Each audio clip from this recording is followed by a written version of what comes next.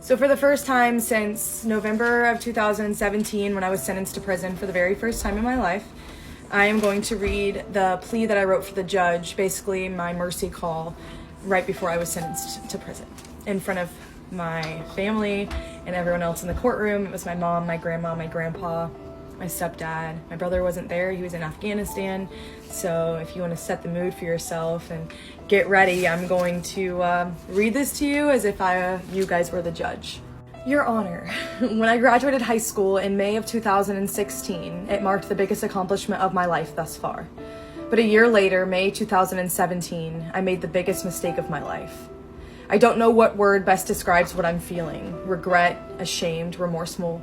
I'm not mad at anyone but myself. I'm so angry that I let myself get to this point, but I don't blame anybody but myself.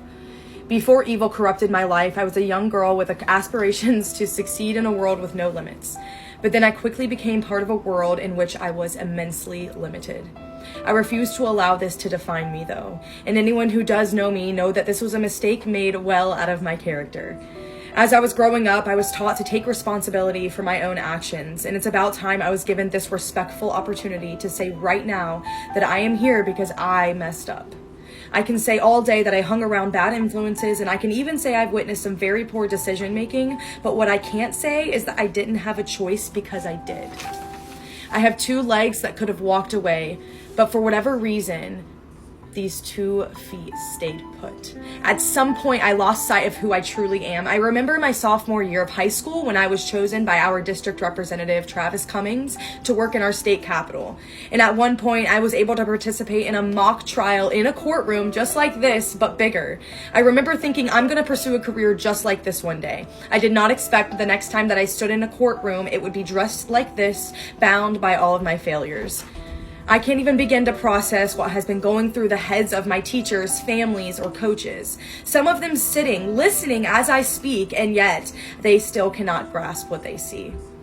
These shackles controlling the lengths of my steps, these handcuffs enabling me to reach around my mom and beg her to forgive me for this mess that I put myself in.